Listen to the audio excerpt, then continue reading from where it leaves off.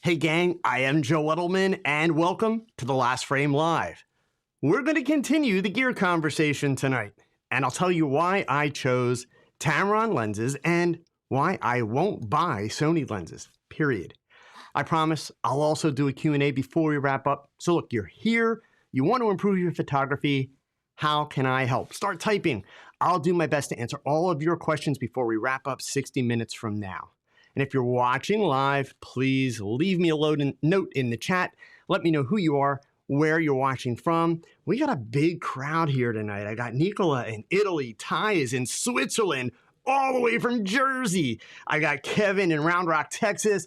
RG is in Quebec. Lynn in New York. Alvin in Virginia. Gabe down in Miami. Let's see, Alan's here in Copenhagen, Denmark. We've got Gator in Southern Indiana, Marquis in North Carolina, Rich in Colorado Springs, Joe in Michigan. Who else do we got here? Cass is here from Thursday in Australia, and Joe just snuck in here from Vista, California. Philip's here from Queensland. I got Willie in Germany. I'm sorry, but I'll nerd out. How cool is it to have people from all over the world tuning in to talk about, learn about, and share about photography? And if you're watching the replay, no worries. Drop a comment below the video. Let me know you're here. All of you, you're part of a growing global community of photographers in over 100 countries who tune in to watch The Last Frame every week. And for that, I'm going to work really hard to help you with your photography in the next 60 minutes. And you know, as always, it would help a lot more people find out about The Last Frame if you could do me a solid, hit that thumbs up, right? The more thumbs up, the more YouTube recommends the video to other photographers, right? And of course, while you're down there, feel free to go ahead and hit that share button. Let your friends know that we're streaming live on YouTube right now. And you can go ahead and share that link that I just dropped in the chat. It's lastframe.live. Facebook, Twitter, those are the fastest ways to get the word out. So just two announcements for you tonight before we dive into our discussion. One is something that I have wanted to be able to announce for a couple of years, but of course I had to manifest it first and have it actually happen before I could announce it. But this is an upcoming opportunity in April of next year. So planning ahead for you to be able to spend 5 days working with me in a classroom / studio setting and also doing some location work. So this is 5 nonstop days of learning. I am going to be presenting, I'm going to keep myself off the screen here just to show, well, actually, I guess I'll be on the screen. Let's go to the other one. I'm going to be presenting at the Texas School. Happens just outside of Dallas, Texas. I'll go to the main screen there. Whoops, main screen here for you first. And I'm going to share a couple URLs for you here so that you can look this stuff up. The Texas School is a week-long program. And when you read through the information here, you'll notice there are quite a few really good instructors that are going to be presenting, but you pick your instructor and your topic, and you spend the entire week with that instructor. So this is not like some, cute little stage presentation or a little 3-hour workshop. This is hands-on for 5 days, right? So my class, it's called Do Different, Be Different, Create Images That Stand Out. Shocker, where have you heard those lines before, right? So it's all about doing the kind of stuff that I do. And again, it is a deep dive. So I encourage you, check it out. It's pretty cool. And then of course, also it's worth mentioning Imaging USA coming up in January, this 22nd to the 24th, Nashville, Tennessee. I will be presenting there. And even if it's not for me, you should still be attending Imaging USA if at all possible. And honestly, gang, right now, it is one of only 2 major trade shows that we have left in the United States. The other one being, of course, WPPI, Photo Plus, and Create NYC got canceled this year. There is an awesome lineup of speakers. My buddy Will Cadena is going to be there. I'm going to be there. Lots of people will be there. Some faces that you've seen before. And really exciting, they've got a lot of new faces this year. A lot of younger photographers who have a heck of a lot to share, a heck of a lot of knowledge, and a heck of a lot of experience and talent already. And they are stepping into that presentation arena. They're going to start getting their feet wet and doing some presenting. And I honestly think it's going to be probably one of the most exciting Imaging USAs for a while. And that's a big part of it. So I'll drop my information into the chat here for Imaging USA. It's also got the information for my class. And of course, it's over character count. Don't you just love it when it's too long? There we go. Okay, so there's all the information for that. All right.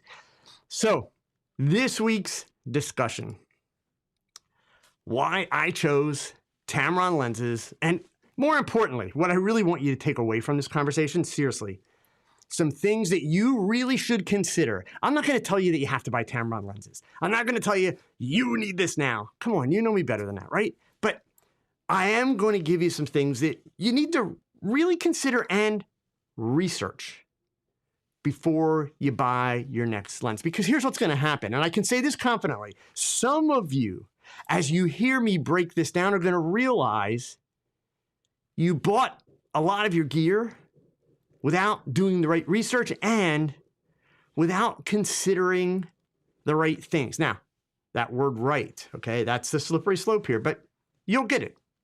Stick with me for a minute, okay? So, as 2021 came to a close last year, I found myself looking for a new camera brand. You all know about that, and lenses to go with it, of course. I settled on the Sony cameras. I'm happy with the cameras, not a fan of the brand, and I'll share the reasons for that choice and all about that in another last frame and also an article on my website. But one thing was absolutely for sure in the process. I did not want to, and I definitely now, after all the research that I did, will not purchase Sony lenses.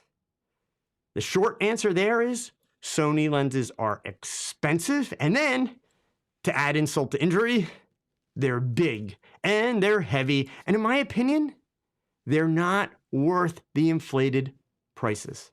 They're just not. Now, the remaining lens options that are out there were a little bit limited.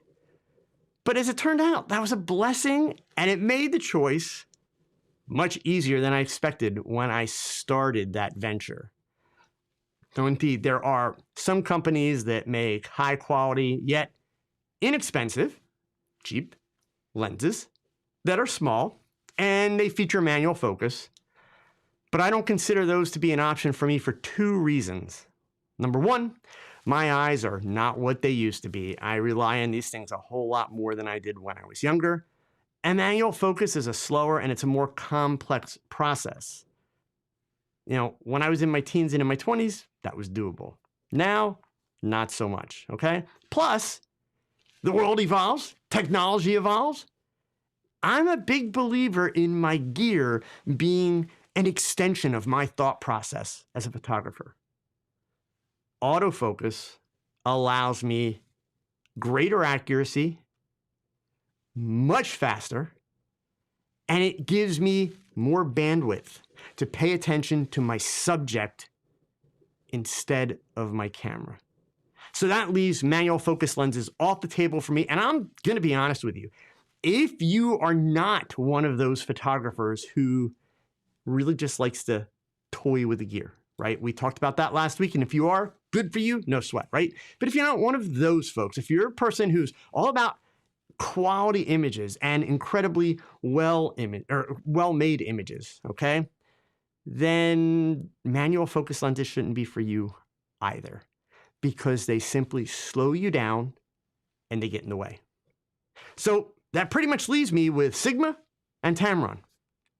Now, I began this process of looking for lenses to go with the Sony cameras, leaning towards Sigma, for no other reason than the fact that I had the impression that they would be a better lens because of the amount of metal that they used with their exterior designs. And again, I'm being fully honest with you here. That's, you know, before research and all this information that I learned and gathered. I just thought, hey, it seemed like Sigma put more into making their lenses durable. That's what I thought, right? So I went even out and when I started and I purchased 2 Sigma lenses, anticipating that I would settle on Sigma as my brand of choice. Obviously, I didn't. So let me give you a little background information. And I've lived through most of this history that I'm about to give you. So I've actually had some hands-on experience with both companies throughout the years. Tamron, they were founded in 1950. They are the older of the 2 companies. They were a binocular and camera manufacturer. Sigma started 11 years later in 1961. And I think actually their research lab started a little bit before that, but their first product, 1961, it was a 2X teleextender, as it was called. And it was the first teleextender. Now we generally call them teleconverters, but it was the first in the photography industry. Sigma followed that up with their 200 millimeter f4 telephoto lens that featured interchangeable lens mounts in the late 1961 is when they came out with that. Tamron started out with zoom lenses in the 1960s. I don't know what they were doing prior, but they hit their stride kind of late 1960s when they introduced the Tamron Adaptomatic mount system. And then that evolved, which a lot of you may remember, into the Adaptol mount system in the early 1970s, like 1973. In the 80s, this is where the game changed. Tamron developed significant optical innovations and even patented their manufacturing techniques for lens coatings. This, like a lot of the innovations that I used to talk about with Olympus, this patenting of this lens coating process was a game changer for our entire photography industry. And it led to the introduction of the first high performance, ultra wide angle to ultra telephoto zoom lenses. So as things evolved even further, Tamron's optical patents, combined with their patented spherical lens manufacturing processes, say that 5 times fast, it allowed them to transition into the OEM optical manufacturing segment of Japan's optical industry. So let's break that down a second. OEM, original equipment manufacturer. In other words, camera manufacturers. Many of the OEM camera manufacturers sought out Tamron's optical expertise and their proprietary spherical lens manufacturing technologies. So what did they do? They contracted with Tamron to supply spherical lens optics and even entire lenses, which is a practice that still occurs today. I don't know for a fact, but I will tell you this. Compare the internal specs of the Nikkor Z28 to 75 2.8 to Tamron's 28 to 75 2.8. And you'll see what I'm talking about. Also, did I mention Sony Corporation maintains a 12.07% share in Tamron, making it the second largest shareholder in the company. So here we are, fast forward 2022. And really what it comes down to is Sigma and Tamron as companies, they seem to be on 2 kind of completely different paths. And this is my observation. Sigma, it would seem, has leaned into the concept of craftsmanship with these very well-made lenses that in many cases, honestly, they're pretty. They're uniquely machined, they're metal, and they have a reputation. Let me be clear. They have a reputation for outstanding performance at wide apertures, which means all of that stuff that I just waxed poetic about. It means that the Sigma lenses are generally bigger, heavier, and also more expensive. They're not always a tremendous savings over an OEM lens, a Nikon, a Canon, or a Sony lens, right? Also, it's worth noting that Sigma has invested a lot of its corporate bandwidth into its lineup of cine lenses.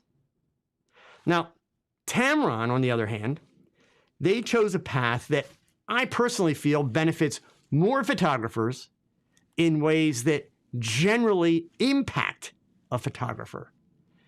Meaning, Tamron lens designs, they're simpler and they're more streamlined with a focus on, pun intended, a focus on practical focal lengths, reliable performance, all put together in an affordable lens because they are much more affordable.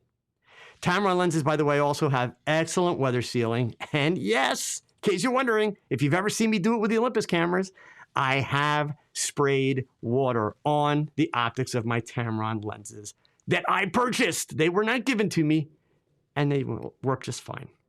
The autofocus speeds for Tamron lenses are fast. They're reliable. I've had no problems with them at all. I own 6 Tamron lenses at this point. I'll share with you what they are. The Tamron lenses, as I mentioned already, they're smaller and they are lighter than most of the manufacturer lenses that are on the market. And as a result, of course, you've got that lighter weight. Have I said that enough? Because that's a big thing. And it's got nothing to do with age, right? The fact of the matter is, over the last 15 years in the digital era, camera equipment in general has grown bigger and heavier than it used to be, period. Why? We're at a point now where things need to be getting smaller. Some camera companies, and I don't even just mean Olympus, but even like Sony bodies are not much bigger than Olympus bodies, the newer Sony bodies, right? So more importantly though, the Tamron lenses, as far as I'm concerned, they deliver excellent image quality at a very affordable price. And I want to show you a comparison, and then I'll show you the lenses that I'm using, and we'll talk a little bit about the things that I would really encourage you to consider as you look at lenses going forward, okay? So let me just go ahead, and again, I'm going to take myself off the screen for this because I want you guys to be able to read this. So both companies have what you could call, I use the phrase trilogy, a trilogy of f2.8 zoom lenses. Sony has the 16-35, the 24-70, and the 7-200. The comparable versions for Tamron would be the 17-28, 28-75, and the 70-180. And by the way, you might notice that the Tamron focal lengths are, shall we say, for lack of a better phrase, a little different than most of the other companies. There's a really good reason for that, and I'll explain that to you in a minute, so stick with me, okay? So let's look at these comparisons, though. The Sony 16-35, $2,198 compared to the Tamron. It's on sale right now, $799. And I'm going to compare these two different ways, just so you can see. So there you have your prices. The things that you should note, the 70-200 2.8 Sony, that is the version 2, which is $27.98. There is a version 1 that's less expensive, so I'm going to give you the comparison both ways. And in the Tamron lenses, both the 70-180 and the 17-28 are available at $100 off right now. So the prices that I'm using in this comparison chart are the more expensive Sony lens, because that's the newer, faster, smaller, lighter Sony lens, right? And the sale prices that are on the Tamron lenses. We're looking at a total of $7,294 for those 3 Sony lenses. And we're looking at a total of $2,797 for the Tamron lenses. Considerably less than half. So now let's go ahead and let's switch it. We're going to look at version 1 now. You can see my mouse. Version 1 of the 70-200 Sony. And I'm going to go ahead and I'm going to take the 2 Tamron lenses up to their list price. We are still at less than half, right? So it goes without saying, before I continue, obviously, if we're going to talk about quality, then I've led with the wrong argument, haven't I, right? I'm starting with this information, hopefully to get your attention, okay? We're going to get into the discussion of quality and how it impacts you in a moment, but it's important that you understand right out of the box, because I know a lot of you would like to have more lenses, would like to have a more complete kit, and you can't afford it because you're trying to buy manufacturer's lenses. And folks, this part of the conversation, I don't want you to think that I'm just dumping on Sony. You can do the same comparisons with Nikon and Canon, and you're going to come up with very similar results, okay? So that being said, let's go back and let's look at some other information that has nothing to do with price, but has everything to do with functionality on a day-to-day working basis. And I want to look at the weight of these lenses, right? So we're going to start with the Sonys, 1.5 pounds, 1.5 pounds, but by comparison, the Tamron versions, 17 to 28 is not even a full pound. Not even a full pound. It's 14.82 ounces. And for those of you in Europe, by the way, I apologize. I made these charts late this afternoon, and I did not have time to do the comparisons. I will be posting an article on my website tonight with all of this information, and it will contain the comparisons for those of you in Canada, Australia, Europe. Again, my apologies. I ran out of time. It was kind of a last-minute idea to do the chart. So for now, I'm only giving them to you in pounds and American dollars. But that will be corrected. You know that I always try to provide both, right? So the 70 to 200, this is, by the way, both lenses. The OSS, which is the version 1, 2.3 pounds. The newer version, the version 2, 3.3 pounds. Considerably heavier. So with Sony, that means you're looking at a comparison of 5.3 pounds or 6.3 pounds, depending on which of the 70 to 200s you do. The same mix in Tamron, you're looking at 2.9 pounds, 3 pounds. So that is at a minimum more than 2 pounds or potentially more than 3 pounds difference between the two. Okay. Now I know I'm starting to talk to a lot of you, and this is not just people that are lazy. This is people that have bad backs. This is people that want to be more mobile, don't want to have to carry as big a bag or as big a backpack. None of that stuff. Okay. Here's another one. This is where, I showed you the price comparisons and how much you save. I'm going to save you even more money. Okay. Let's switch now, and I want to show you the filter comparisons. So this is just 3 of the lenses. So the Sony's 82 millimeter and 82 millimeter for the 2 smaller zooms, the 70 to 200, 77 millimeter. And that's the same for version 1 and version 2. The Tamron lenses, all 3 of them are 67 millimeter. But this is how cool this is, right? So I own that 3 lens trilogy, the 17 to 28, the 28 to 75, the 70 to 180. Okay. Love all 3 of them. I also purchased, for various reasons, and I'll gladly explain them later, a 35 millimeter 2.8 and a 24 millimeter 2.8, right? So that is 5 different Tamron lenses, right? 24, 35, 70 to 28, 28 to 75, 70 to 180. All 5 of those lenses use 67 millimeter filters.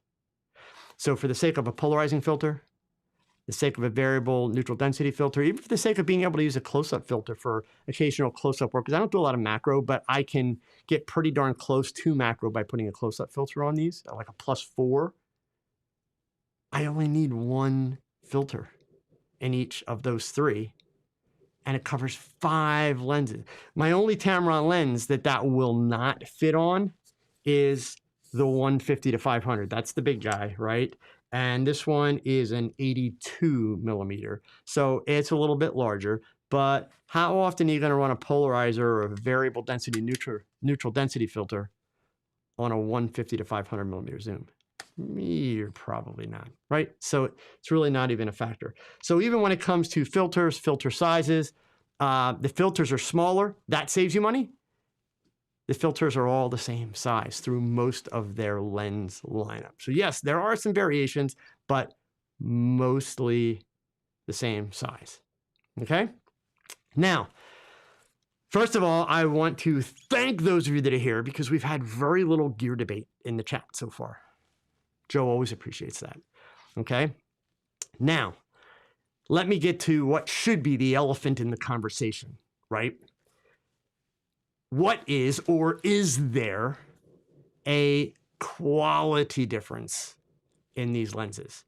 So first of all, before I answer that, I want you to remember what I told you a few minutes ago about the history of Tamron and the fact that Tamron routinely makes optics and pieces of lenses for the other camera manufacturers.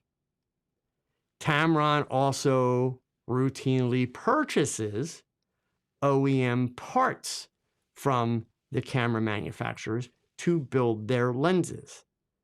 If you think about all the electronics in these lenses and how these lenses configure with your cameras and all the special features in your camera and the autofocus systems in your camera, Tamron and Sigma, they don't go out and just reverse engineer the manufacturer's lenses and then put a lens on the market.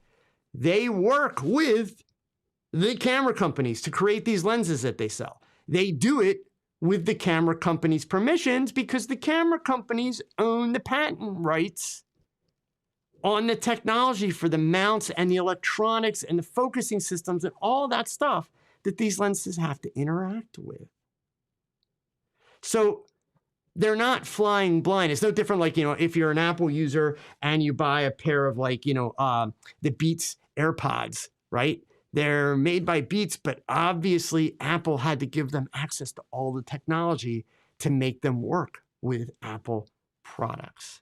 So again, this is not just some company that's out there reverse engineering stuff. Sigma, same deal. They're not out there just reverse engineering things. But the difference is Tamron's got a very, very long relationship with these companies. Tamron actually provides product and pieces of product for these companies. And Tamron manufactures, or I should say I don't know if they still, let me be clear, I don't know for a fact that they still manufacture today, but they developed the manufacturing process for a lot of the optics that go into these lens designs. So that out of the way, there is the question of, well, then what are you paying for when you look at a Sony lens compared to a Tamron lens, and why is it so much more expensive?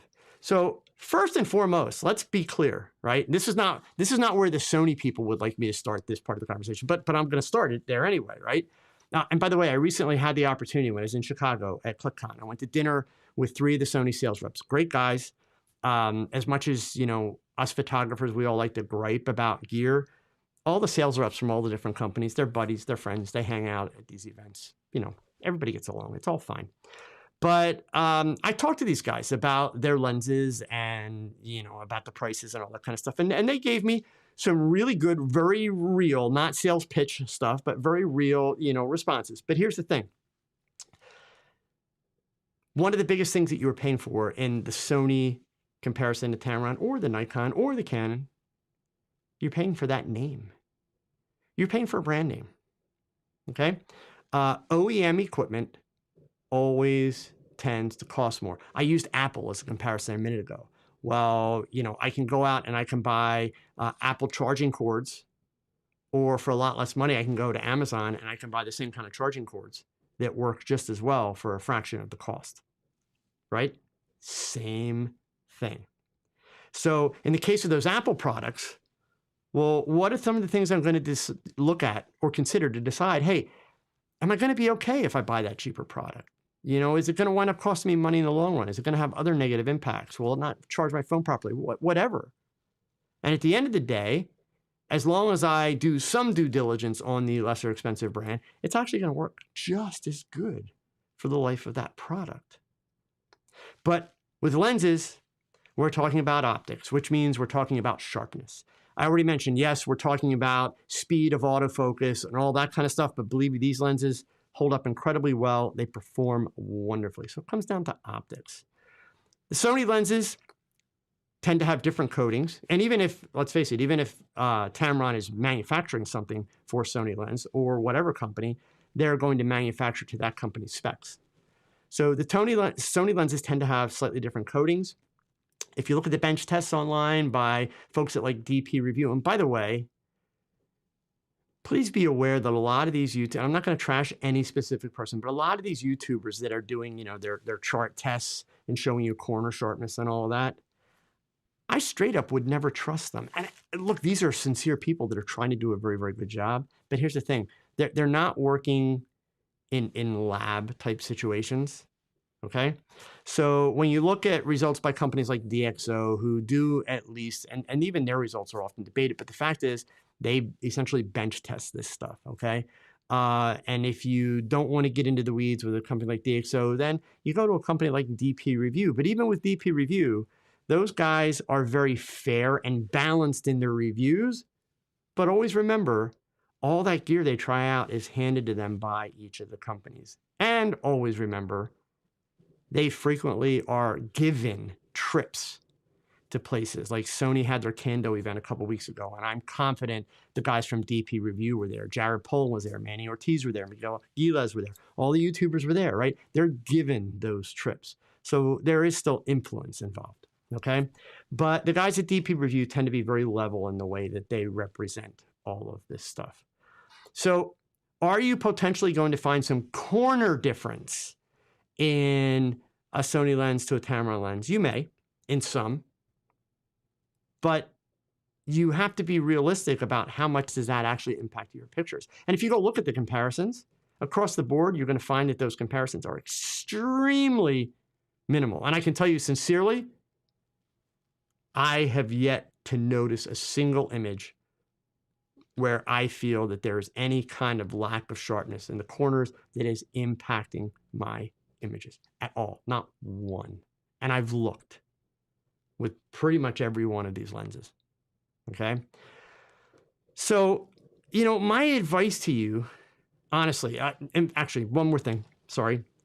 I grew up as a photographer learning a phrase that I still hear repeated many, many times today. And for many, many years, it was a very valid phrase. And the phrase was, you know, invest your money in glass, invest your money in glass, invest your money in glass. In other words, spend the extra bucks to get great glass. The camera, it's a functioning box, right? In today's world, the camera's a functioning computer, but indeed, the glass, that's the optics, right? But the fact of the matter is we've gotten to a point where there are a lot of extras. So since we're talking, I did the comparison with Sony. Every single Sony lens has a very different casing to it in these comparisons that I gave you. The Tamron lenses all have very similar casings at very similar sizes. So like this is the 17 to 28. This is the 70 to 180, which by the way, look how small that 70 to 180 is. How amazing is that? And it's only 20 millimeters short of a 200. I'm never missing the 200. In fact, back in the day when I was a newspaper photographer, the 180 millimeter lens was my go-to lens. So I kind of feel like I'm back at home with this lens. It's great. And this is an amazing portrait lens. Look at how small that is in my hand. Okay. For shooting portraits, I've got a 70 to 180 focal length there, which is amazing. But anyway, there's the 17 to 28. And then also the 28 to 75. Notice how that's got the lens hood backwards. Notice how similar they are. They reuse, very much like Olympus does with their pro lenses. They reuse a lot of the design elements. That saves money. Why does every lens need to look completely different? I promise you, these three lenses are different enough in size and overall feel. If I reach into a bag blind, I can tell which lens is which. It's not a problem just because they reuse a lot of the same pieces. Like the focusing rings are very much similar, all that stuff. I can tell which lens I'm grabbing, right? So even with the 24 and 35, there's a size difference in the height that's just enough. I can tell the difference. Not to mention the 35 has a cinematic type lens hood on it. So I can feel that's really easy when I reach into a bag. I can tell which lens is coming out. So I don't need a complete redesign on the lens. So that's one of the ways that these companies are able to save money. But with Sony, it's a very unique design, each and every lens. You don't have that reuse. So, you know, and I could go on and on with this and get down into the weeds. My point to you is this. Here's the point. The next time you're looking to purchase a lens, my advice is sincere advice. You do a couple of things. Number one, try it before you buy it. I know some of you are going to tell me, but we don't have a camera store. And it goes without saying, if you have a local camera store, go to your local camera store, for crying out loud. Look, I love B&H. I love Adorama. They serve a great purpose in our industry. But local retailers have the stuff. You can touch it, try it, taste it. You can drool over it, just, you know, not right on it, okay? But you can see it, handle it. There it is. And you can put it on a camera and try it out. Take your camera with you, take some images in a store. They're not going to let you go wander around town for a couple of hours. Actually, some dealers may if they know you well enough. But go try it out and go home. Look at the images. See what you think. That's the first thing. It'll help you decide, do I need to spend $1,000 more to purchase a lens so that it has the same brand name as my camera body? You're going to find that 99.9% of the time you don't, unless you're just bougie and you have to have those names match. That's the point. I was around in the early days, Sigma and Tamron. You wouldn't catch me dead using one of their lenses back then. And that's simply because they all worked with adapters. The adapters weren't the strongest in the world. Third-party lenses just had a bad rap, and they kind of earned their bad rap. Third-party lenses back then also tended to be bigger and longer and oddly shaped, and they were awkward, okay? That is not the case anymore. And believe me, I'm a convert. I am hugely a convert. Third-party lenses today rival, if not exceed, a lot of what original equipment manufacturers are making. So that's why I went with Tamron. That's why I won't spend the money. Now, I told you before that I wanted to let you in a little secret. I mentioned that Tamron has these kind of off focal lengths. So instead of a 16-35, or Nikon even used to have like a 70-35, they have the 17-28. And instead of a 24-70, it's a 28-75. And instead of a 70-200, it's a 70-180. Why is that the case? It's not that they want to be weird or different. It's about building a relationship, something you hear me talk about all the time. Tamron has to rely on Nikon, Sony, Canon, if Canon ever gets their head out of the sand over third-party lenses, because right now Canon's refusing to release their technology. But they have to work with these companies to be able to get access to the technology. And I'm sure there's lots of different arrangements. I'm sure part of it is they're buying access to that. But even selling it, think about this. If Sony and now Nikon, who is starting to release Tamron mount lenses, if they're going to make their own brand lenses in a 24-70 or whatever, why would they want to help another company make a focal length of exactly the same size? They can be compared inch for inch. That's not smart business. So the deal's real simple. Tamron can't match the focal lengths inch for inch. Prime lenses are prime lenses, so there's nothing you can do about that, right? But the zoom lenses, Tamron lenses are slightly off focal length. They still have a trilogy and a series that runs from 17 all the way up to 180 millimeter, but they run in slightly different numbers so that they are not a direct, millimeter for millimeter focal length comparison to the manufacturer brand. So if you ever looked at their focal length and wondered, why are they a little bit different than everybody else? That's why, okay? It's part of that relationship of being able to coexist with the camera manufacturers and the lenses that they produce. So at the end of the day, for me, for my money, I have saved myself a ton of money. So full disclosure, I purchased every single Tamron lens that you see here.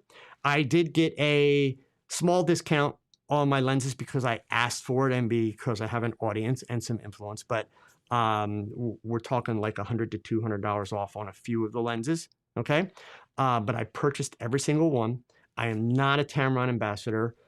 All the information that I gave you tonight, it's research that I did and went through before I settled on Tamron. As I mentioned, I actually started out thinking I was going to go with Sigma. I tried Sigma. Great lenses, by the way, but they're still pricey. And Tamron was sitting there kind of calling my name like, Joe, you need to try this. And honestly, what got me the opportunity to try it out, there's a former sales rep from Olympus who was laid off in the Olympus sale. And he landed with Tamron and has been working for Tamron. And I reached out to him and I said, hey, are you able to send me a couple sample lenses to try out? And he sent me a full case of Tamron lenses to try. And, and if he wouldn't have been able to send it to me, then I would have done what I told you to do. I would have gone to my local camera store here in Allentown, Dan's Camera City. I would have gone and I would have tried out a couple lenses because they sell Tamron. So once I got them in-house and started testing them, shooting with them, the decision was made. It was incredibly simple looking at, the quality, size and weight, and then the price. There was literally no debate. So, my thoughts to you, find a little patience, because I'm guilty of this. In the past, I would decide I want something, I do some research, that looks good, boom, go buy it, like all in. Put in the time and effort, test these things out, try them out.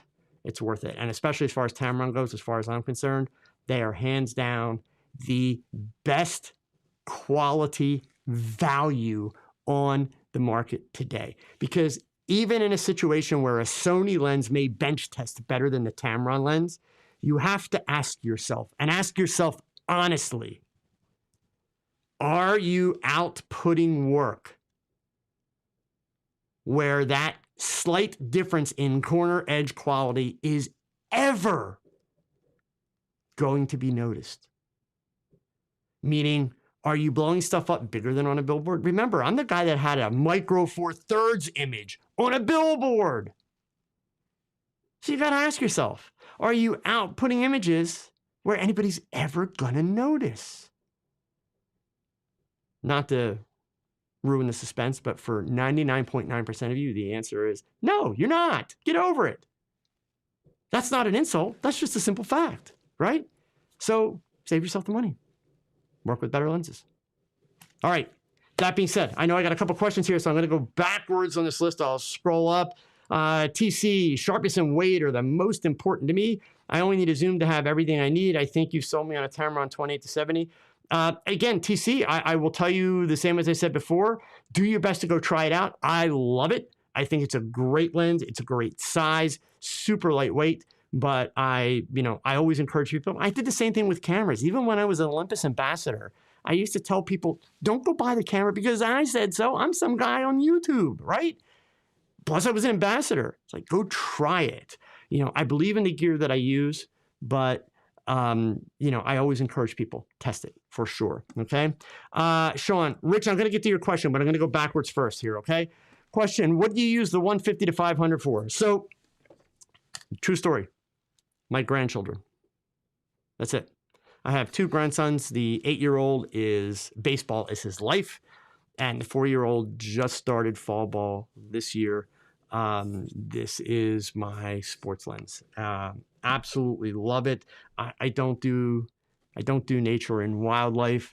I do know that a lot of photographers actually use that lens for almost macro close-ups because it has a very short focusing distance, which, by the way, a lot of the Tamron lenses have very close minimum focusing distances for a lens of that range or focal length. And I've seen a lot of articles where photographers talk about using that lens for shooting flowers and bees on flowers and things like that. I have not personally tried that yet, but I'm looking forward to trying that. Certainly, if you were a straight up macro photographer, that's a lot more lens than you want to have to lug around. But in a pinch, I will tell you, like, their 35 millimeter also has really close focusing range and it can be used like a macro. The 70 to 180, if you switch over to manual focus, you can cut, I don't remember the exact number, but you can cut the minimum focus distancing down to like crazy, crazy close. So they've done a lot more things than a camera manufacturer would do for their lenses. Okay. All right, let's see here. Dwayne, I just bought a Sigma 3514 for my Leica. Well, yeah. We won't talk about Leicas. Sorry. Cloud Strife. I've never heard of a close-up filter. Can you speak more about that if you have time? Sure. A close-up filter. Hang on.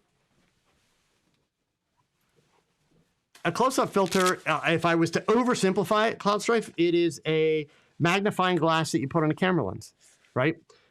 So this is my 67 millimeter. It's a BW. This one's a +4, and here, I mean, you can see it's a close-up filter, right? It like a magnifying glass. Okay. You can get them in +1, +2, +3, +4. I think you can even, depending on the brand, you can go up to 5 or 6. It is if you don't do a lot of macro work, but you want to be able to do close-up images, it's a lot less expensive than buying a macro lens, right? You're not going to get the same kind of corner sharpness and some of the other benefits that you get out of a macro lens. But again, for the occasional super close-up picture, they're awesome and much less expensive, okay? Cass, what does the RXD and VXD mean? I'm not going to lie to you, Cass. I don't know. Yeah, I mean, all the manufacturers have their crazy letters. Olympus had them. Sony's got their GM, all that stuff, which I know most people refer to as G Master. But yeah, I don't know specifically what they stand for. It's probably on the Tamron website. So it's kind of nice. Not being an actual ambassador, I haven't dug in that deep to the Tamron universe to learn all that little minutia. But yeah, I really don't know. Sorry. Okay. Darko, thank you for sharing the video to your group. So let's see, I had some others here. Gator, you take care of your lenses. So when do you consider having your lenses serviced by a professional technician and firmware updates as preventive maintenance? So when do you consider? Oh, okay. So I actually don't have my lenses serviced by a professional technician. I do my own firmware updates, even my camera bodies. I did my own firmware updates with Olympus. I actually just recently did the firmware updates for the Sony a7 IV bodies, which was almost a complete disaster. Sony had some kind of programming problem in that firmware update when they released it. It was out for a couple hours and they pulled it back. So it was out just long enough for news to spread like wildfire through the photography blogs and Facebook. It's like, oh, the updates are here. And it was a pretty substantial update to firmware. And then they pulled it because it was bricking some cameras. That's not cool. Fortunately, it wasn't widespread and it was just a few. And for most users, myself included, it was actually a two-step firmware upgrade. You had to go to an intermediate version and then another version. And I didn't know. I stupidly assumed that my cameras came to me with the newest firmware in them, and they didn't. So I waited until it was re-released, and then I waited a couple more. It was about a week or so before it was re-released. Waited a couple more hours to make sure that people weren't like, oh, the sky's falling, and it was fine. So I have no problem doing firmware updates. Again, cameras are computers. I'm not afraid of computers. I consider myself to be very computer savvy. I'm not afraid of technology. I understand in situations like that, I'm going to read the instructions several times over. I'm going to follow them step by step, and it's fine. Thing you got to understand, gang, computers don't make mistakes. People do, right? Just saying. And then as far as service on the lens, the only kind of service that I would ever get done on a lens is if I felt that it had a focusing problem. If it was like breathing or back focusing or doing something like that, or if it was simply not really meshing up with my camera and giving me sharp images. A lot of cameras had the ability to go in and adjust the focus match in the camera. If I had a lens that was giving me those kind of problems, I would not do that myself. It would go back to the manufacturer for sure. But I do firmware updates when the manufacturers release them because that's what they intend, right? And generally a firmware update is fixing a problem or it's improving functionality. So it's like kind of, why wouldn't you do it, right? Okay.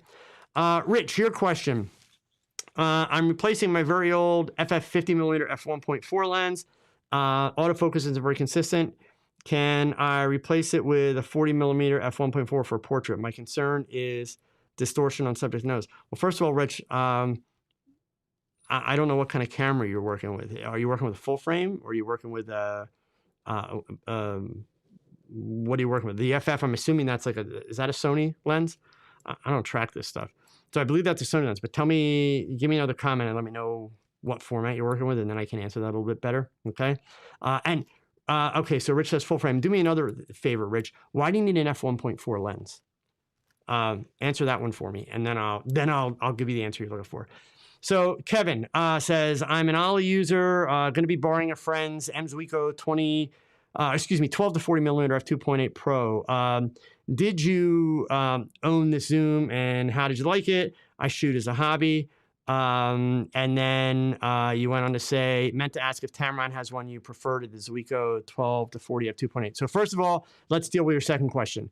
Tamron does not make lenses that fit natively, meaning with an OEM mount to Micro Four Thirds. So Tamron's not really in your immediate future if you're an Olympus user, and that's okay. The 12 to 40 2.8 Pro, awesome lens. I will tell you, if you're shooting as a hobby, and I'm assuming, by the way, that you're not buying your friends, so you're looking at getting this lens, what you have to ask yourself, Kevin, is how often have you been in a situation where you have needed to have your lens in really bad weather, in other words, where it could get really wet. I don't mean a couple raindrops, but really wet. And how often have you needed to shoot at f2.8? Okay. If the answer is not a lot to both questions, I would strongly encourage you as a former Olympus user to look at the 12, it's the 12 to 40 or 12 to 45 f4. It's smaller, lighter, and a lot less expensive. And it's an awesome lens. Plus, it focuses almost close enough to be a macro lens. So that's the 12 to 45 f4. Again, smaller, lighter than the 12 to 40. Both lenses, I'll tell you right now, are awesome lenses. They really are. But the Pro lens, of course, it's a little bigger, a little heavier, costs more, right? The benefits are it's a 2.8 and it's weather sealed. The 12 to 45 is an f4, and it's not one of the weather seal lenses. So that's kind of really where your choice is coming. You got to be honest with yourself about, how much do you really need that? Okay. Edelman photography. Whoops, I'm clicking on the wrong part there. I may have missed it. Do Tamron lenses come wider than a 2.8? Not for the Sonys. In fact, I don't know if actually they make any lenses wider than 2.8. They might, but here's my question for you, Edelman. Why do you need wider than a 2.8? Answer that. And seriously, I'm not going to make fun of you or pick on you, but I want to see if I can maybe get you to look at the world a little differently. So give me an honest, detailed answer why you need a lens that's wider than 2.8. And let's talk about that because it's a very good question. Okay. Joe, what brand of close-up filter did you buy? I mentioned before it was the B&W. Okay. Let's see. Michelle, first big purchase was the Tamron 18 to 270, and it was an awesome lens.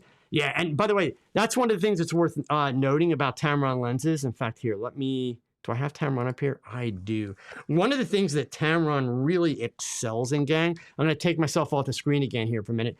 They make a lot of really extreme ranges lenses. Like there's this 35 to 150, f2 to 2.8. There's a 70 to 300, 4.5 to 6.3. That's not as fast a lens if you need the speed. 50 to 400. But if you're going on vacation, that lens is not a big lens, right? That is a lens that you could take on vacation and, you got to be honest with yourself. How often do you need to shoot at 2.8 or 1.4, et cetera? Remember, cameras today, you can raise the ISO and not blow your quality. If you're going like 1 stop, 2 stops, even 3 stops, right? So remember the difference between like a 2.8 and a 4, that's 1 stop. So that's like going from ISO 100 to ISO 200. That's all that is, right? So from a 2.8 lens to a 1.8 lens, that's 1 stop. So that's raising your ISO from 100 to 200. Even going to a 1.4 lens from 2.8, that's only 2 stops, right? So think about those numbers. They're very functional numbers for ISO, okay? So let's see here. All right, so Rich gave me his answer here about those lenses. It does not only do portrait photography only. Astrophotography f1.4 for single shot. I also sometimes shoot narrow depth of field when shooting people. So here's the thing, Rich. Number one, I can tell you that for astrophotography, you don't need to shoot at 1.4. You simply don't. Peter Baumgarten, who is one of the Olympus, I guess they call him ambassadors now. He is an astrophotography wizard, also who used to be an Olympus visionary, Alex McClure, astrophotography. Those guys shoot all the Olympus gear and they don't shoot at 1.4 because there are no 1.4 lenses, right? And by the way, they don't use the f1.2 lenses. The Pro lenses, they don't use those either. So you don't actually need a lens that's that wide, okay? And then you talk about shooting depth of field, shallow depth of field for people. Please understand, Rich, there are 3 ways to get shallow depth of field or great depth of field, right?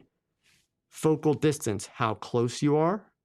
Number 2, focal length of your lens, longer the lens, less depth of field. Shorter the lens, greater the depth of field. With people and portraits, you're generally going to shoot medium to longer focal length lenses. So hence the reason why I have the 70 to 180 lens as my portrait lens. If I want shallower depth of field, all I have to do is zoom in a little bit more and I can back up a little bit and boom. Then I have what I would get with a 1.8 lens. It's very easy to get the same kind of depth of field, right? So just remember, there's more than one way to accomplish it. So what it really comes down to, and I'm not trying to be a jerk, but it's like, are you willing to spend f1.4 lenses are crazy expensive. Are you willing to spend a crazy expensive amount of money for an f1.4 lens when you could solve the problem 6 different other ways and not need the f1.4 lens and save yourself a boat ton of money, right? So, that's the stuff that you got to consider, gang, right? You get these YouTubers like, oh, I'm all about this, and that's the way you do it. No, it's not. Because depth of field is a tool that you use to solve a problem. And there are multiple ways to control depth of field, right? So just something to consider. For me, I have no problem not having a lens that goes below 2.8. I shot astrophotography with an f4 lens and got awesome images. I'm not an astrophotographer, but I was out in the desert in Arizona with Peter Baumgarten and Frank Smith and a bunch of other Olympus photographers. And we all did it. And the images were great. So again, there's a lot of ways to solve the problem, right? Let's see what else we had here. Stephen Jones, I have the 35 to 152.8 and the 150 to 500 and the 22.8, and I love them. Honestly, I've been thrilled for them.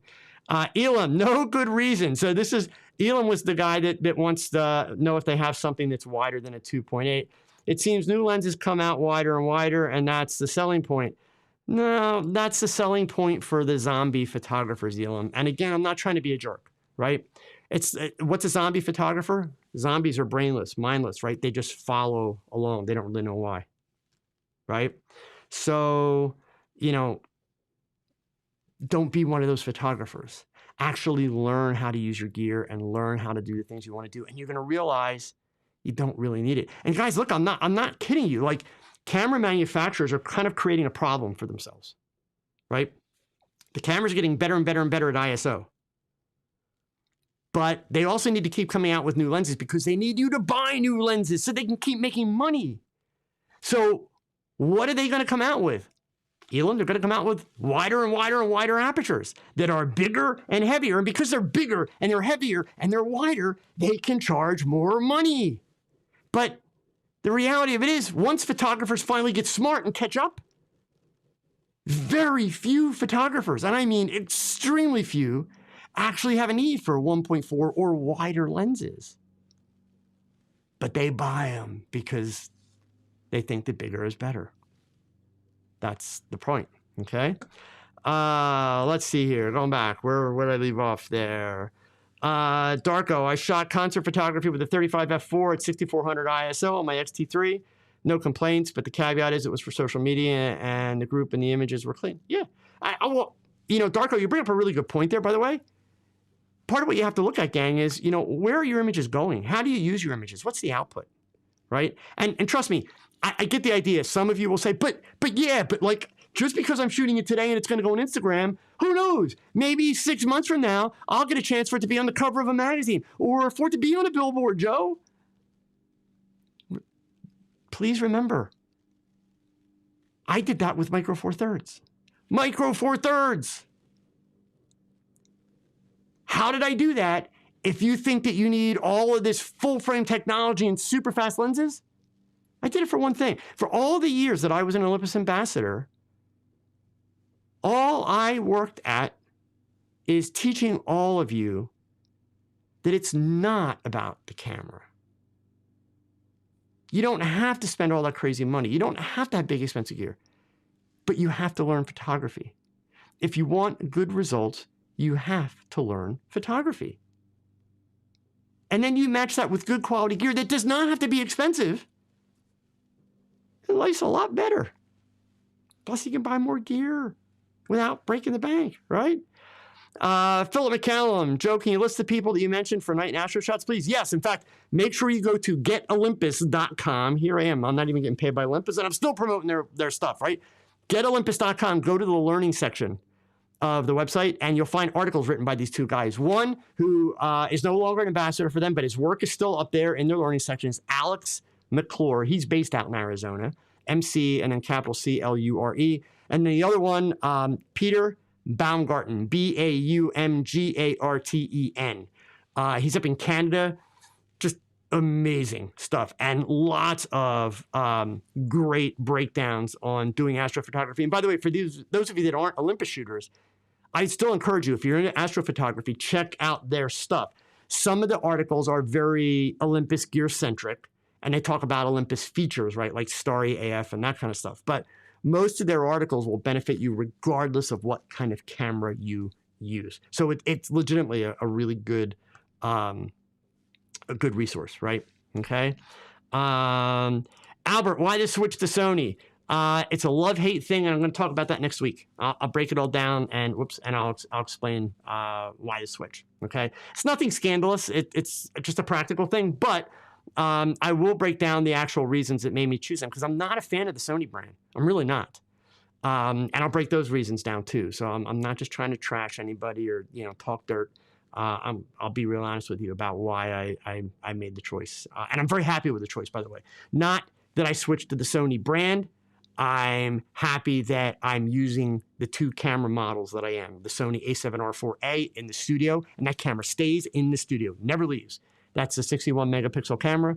And then the Sony a7 IVs, I have two of those for anything that I do outside the studio. They're the, 31 megapixels, okay? Joe's photography. All right, let's wrap up here because I'm over time, of course. When they make a lens, how long you should wait before you buy them? Should you wait till the second or third version? No, that kind of stuff's ridiculous. In today's world, Joe, we can always assume there's going to be a second and third version of everything, right? They've got 14 versions of the iPhone. There's always going to be a second or third version. I'm a big believer, and I've always done this. I look at it for where it is today at that point in time. I'm not going to try and guess what's going to happen down the road, because I could walk out the front door and get hit by a bus tomorrow, and then I'm not going to get to use it down the road, right? So hey, it kind of is what it is.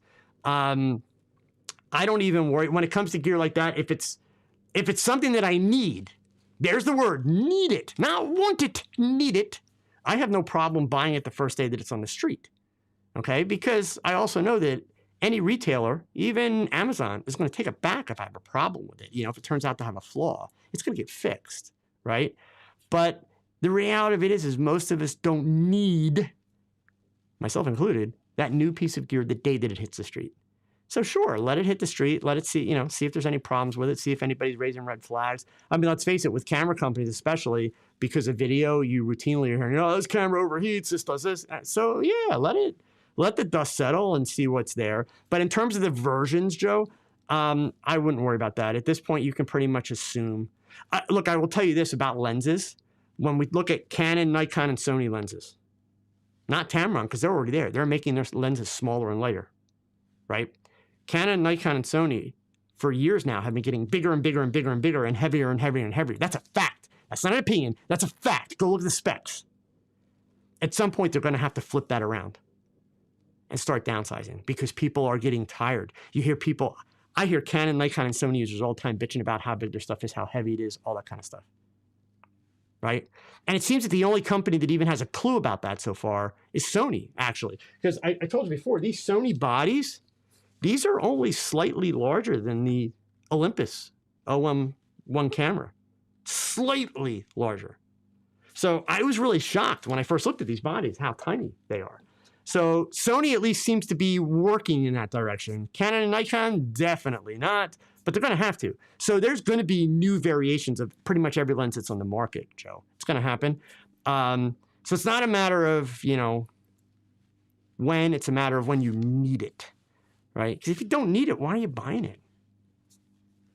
That's the thing. All right, gang, as always, I'm over time. Thank you again so much for listening. And by the way, thank you all for like a really respectful conversation tonight. I appreciate it. We didn't have to get into gear debates, all that kind of stuff. Please remember, check out my Tog Knowledge community. I know that a lot of you have not joined yet, have not looked at it. The link is in the description below the video. Thank you again for watching. I hope that you found some value in what I shared with you tonight. And remember, you're not getting any younger. You got a lot less time left than you did yesterday. So go pick up the camera and shoot something, because your best shot, it's your next shot. Adios, gang. Have a good night.